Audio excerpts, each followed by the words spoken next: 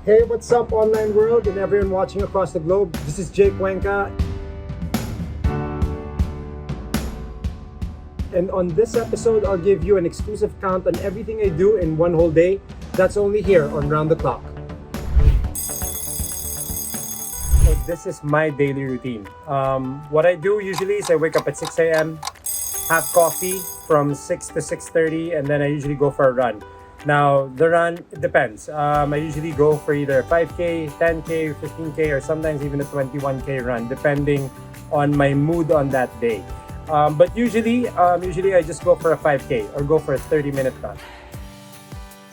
It's my way of starting out the day. Parang it's my way of psyching myself. Or like, let's say, pag nasa taping ako, I usually bring a treadmill with me. It's my way of preparing na rin. It's my way of getting myself ready to do my best in the day. I get back home at mga 8 a.m. and then what I do from there is I take a shower till 8:30. Then maybe at 9 a.m. I start sticking out all my script. That's about 9 scripts that I have to read in the morning, and that's usually my time to prepare. I usually wake up really early because I know that Kylie wakes up a little bit late, so I tend to do all the work in the morning. In preparation for Viral, I went through, I think, 4 autobiographies of politicians in the States, which is I did Joe Biden, I did George Bush,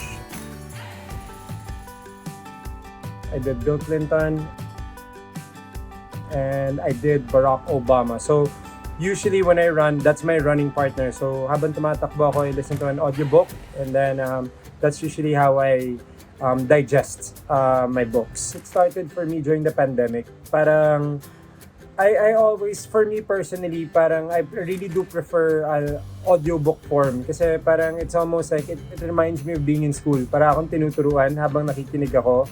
And at the same time, parang when I'm running and digesting whatever book that I'm going through in that moment, I don't run too fast para hindi masyado intense yung workout, so that I'll go for a nice jog and then still be able to really listen to the audiobook that I'm listening to in that moment.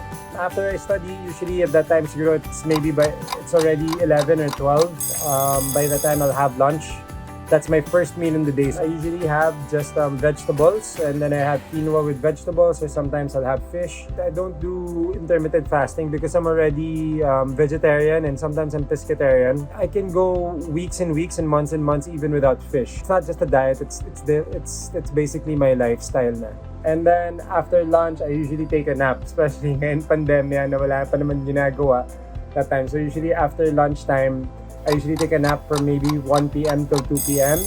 And then I spend my time with Kylie. Definitely, the pandemic was definitely an experience for the both of us. Diba? Something na hindi namin in-expect. We were able to set our boundaries. We were able to work around the schedule. I got to know her even more.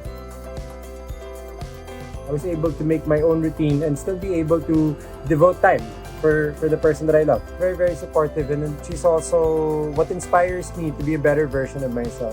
Definitely, we work out together then. Usually, pag nag-gym ako, Kylie comes with me. Doon siya sasama.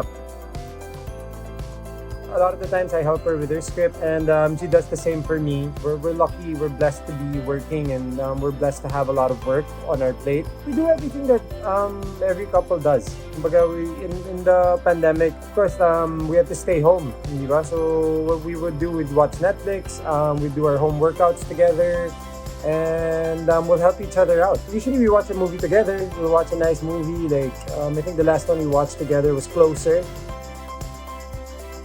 After I do that, actually in the afternoon, I also go for another workout. I don't necessarily follow a routine.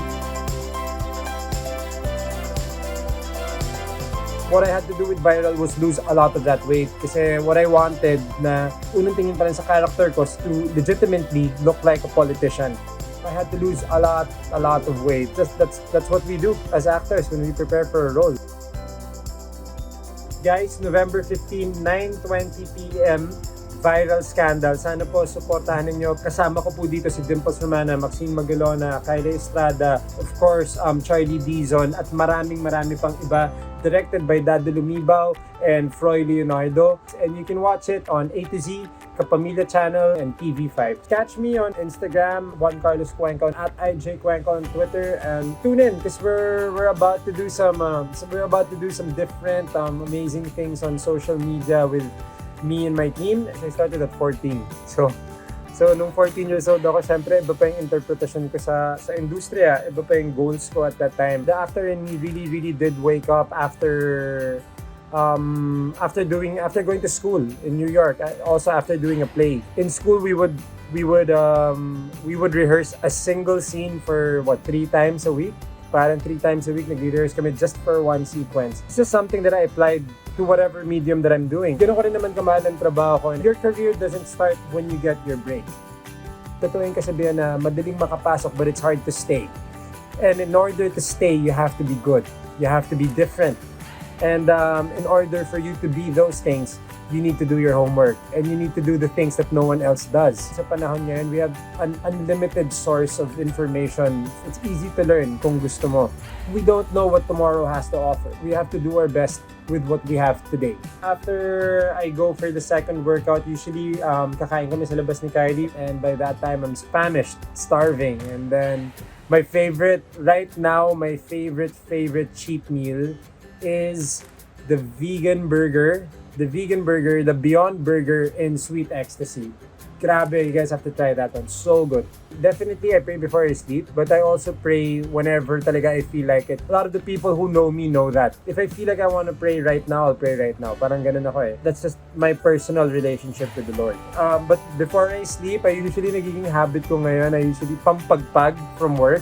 I usually watch YouTube videos about either football, Formula 1, or UFC, mixed martial arts. That's my thing, bago matulog. Because I just watch it hanggat sa makatulog na ako. By 10 p.m., I'm already in bed. And that wraps up our online bonding today. Hopefully, nag-enjoy kayo sa pagsama sa akin sa daily routine ko. Thank you to Lx2 Entertainment. Again, this has been Jake Cuenca for Round the Clock.